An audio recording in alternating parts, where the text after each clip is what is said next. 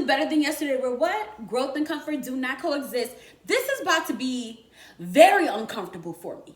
Well, I don't know, because I'll be honest, like, I got problems. I be fixing stuff, but I got problems. And I feel like the more you wear on your sleeve, like, can't nobody tell you nothing about you. If you don't hide from your flaws, then you expose them yourself, and you working on it, what they gonna say about you? Tell you something you already know? Tell you something that you already been real about? So what can you say about me? But anyway, so we are going to talk about net worth. Now, I just learned my net worth today. I never calculated it at all. And for me, like being younger, when I was thinking of net worth, when people be like, oh, they're $1.2 billion net worth or $1 million net worth, or, oh, you only worth $100,000. Like, I'm thinking, okay, I got to have like a mansion, like a fancy car, like investments. Like, I'm just like, thinking, okay, net worth is only for wealthy people. Like, I don't even know what a net worth is. And so your net worth is your assets minus your liabilities. So assets minus liabilities equal your net worth. So I have a cute little visual here that will hopefully help, because visuals are great. So right here, assets. Assets are anything that you own. So your house. That means there's no lien holder. The bank ain't you don't owe the bank. You don't have, ties to a little mortgage company. Your thing is owned, free, and clear. You do not have no mortgage payment, okay? So that's where you can consider it an asset. Sometimes it kind of goes back and forth, like, is it a liability? Is it an asset? Yes, your house, even when it's paid off, it still costs you things. As homeowners know, what is it? There's homeowners insurance. There's, HOA fees. Like, there's the maintenance of your house, utility bill, all that stuff. Yes, it comes with fees, but all in all, you can consider it your asset if it's paid off in full. And if it's making money too, then it's even better of an asset. But argue with your mama, it's an asset. If it's paid off in full, you don't have no mortgage. So also retirement funds. Y'all, being young, I'm not trying to have no more money come out of my check. I already see tax after tax after tax, and I'm like, I don't even know what that means. What is that? And all this stuff coming out your check. And so when it came to retirement, I'm like, oh well, I'm young. I'm not about to retire no time soon. I'll wait on that. So I got me a job, a really good job, and they on their own started taking out a portion for retirement, and they match. So I started seeing it come out of my check, and I'm like, I didn't sign up for that. But I was like, you know what, Diamond? This is a blessing in disguise, because if you didn't sign up for it, you probably would have never did it, because you and your instant gratification, I want to see the money now, and you're not building up over time so that you're comfortable later. Like for me, yeah, I wanted that money now. So each year it went up a percent. I think it got to 5% of my check, and I was like, hold on, you taking a lot out. 5% is a lot. Now, I should have did a visual calculation, but go play with some numbers and see what 5% of your paycheck is, and you'd be like, oh, So I lowered it down a little bit so I could see a little more, and I'll probably up it, a little bit later. I'm still in my 20s. I'm young. I'm fun. Okay, so I ain't trying to. But anyway, so retirement. If you actually have retirement coming out of your check, or you have like a 401k or your IRAs or whatever you have, you can consider that retirement. So if you work like a cute little non-government job, most likely you have Fidelity. So I don't know if you know how to look up how much you have saved for retirement, but you can go to fidelity.com if that's what you have. Find out with your employer if you just have no idea. And if you don't have no idea, I ain't judging you, because I had no idea. I called HR and I was like, so where's this money going? How do I know how much I have saved up? And they're like, all you have to do is, I'm like, hold on, look, because I didn't know. Ain't nobody teach me. So, this might be like not news to y'all, but it's news to me. So I'm going to tell y'all what I know. So I looked at Fidelity, put in all my personal information, boom, and it told me how much I had. I said, oh, okay. Like this little 5% that was coming out has been saving me. So it feels good.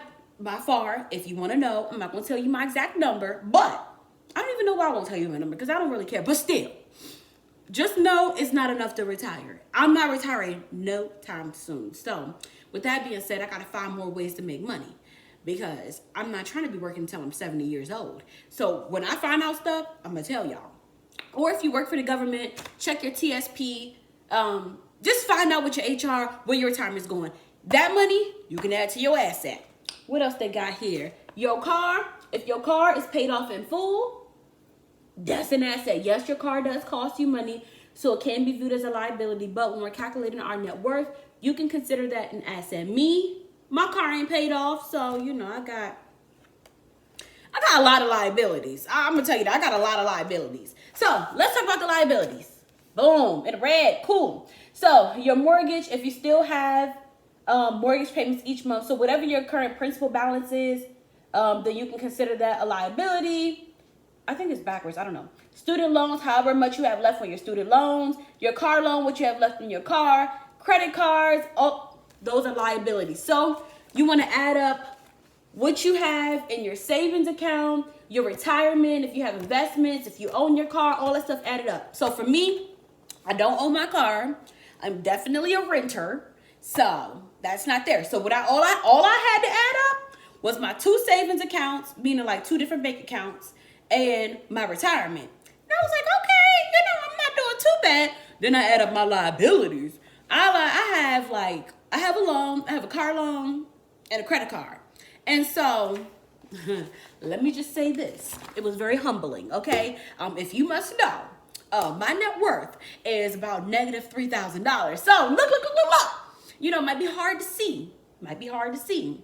But at least I know where I need to work. Like, over the years, I need to start building up my net worth. I know I'm in a hole right now. I ain't worth nothing. So, hopefully, if you ain't never did it before, just take some time today or day you free and just really look at where you're at with things, because you will be like, okay, I see where I need to work on it. And for me, I need to save. If I could save $3,000, I'll break even. Then I'm going to add up from there some. I don't know. Or do I want to get my debt down? But if I get my debt down, I think it's more better to save. Save first. That's my advice to you. Save first, because you can be paying off debt, and you don't have nothing saved up. All you just seeing is like the deduction of the, the stuff you owe, like your liabilities, your credit, stuff like that, or your house, but you don't have nothing saved. So save first, then everything else comes. Save first, then everything else comes. So yeah, it's a cute little thing I saw.